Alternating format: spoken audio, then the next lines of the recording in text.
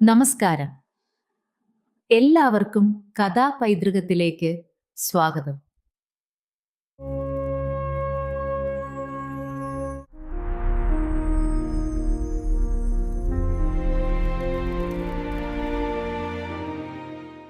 ഗുരുവായൂർ ശ്രീകൃഷ്ണ ക്ഷേത്രത്തിലെ 10 ദിവസത്തെ ഉത്സവത്തിന് തുടക്കമിടുന്ന ചരിത്രപ്രസിദ്ധവും പവിത്രവുമായ ഒരു ആചാരമാണ് ആനയോട്ടം. ഗുരുവായൂരിൽ ഒരിക്കൽ സംഭവിച്ച അത്ഭുത കഥ. പണ്ട് ഗുരുവായൂർ അമ്പലത്തിൽ സ്വന്തമായി ആനയുണ്ടായിരുന്നില്ല. അന്നത്തെ കാലത്ത് കോഴിക്കോട് സാമൂതിരി ഗുരുവായൂർ ഉത്സവത്തിന് ആനകൾ നൽകാൻ നിരസിച്ചു. ഈ വർഷം ആനകൾ ഗുരുവായൂരിലേക്ക് പോകില്ല. അങ്ങനെ അക്കൊല്ലം ആനയില്ലാ ശീവലിക്ക് തീരുമാനമായി. അതേസമയം തൃക്കണ്ണ മതിലകത്ത് ചങ്ങലകളാൽ ബന്ധിച്ച നിലയിലായിരുന്നു ആനകൾ. പക്ഷെ പെട്ടെന്ന് ആനകൾ ഓരോന്നായി ചങ്ങലകെട്ടുകൾ പൊട്ടിച്ച് ഗുരുവായൂരിലേക്ക് ഓടാൻ തുടങ്ങി.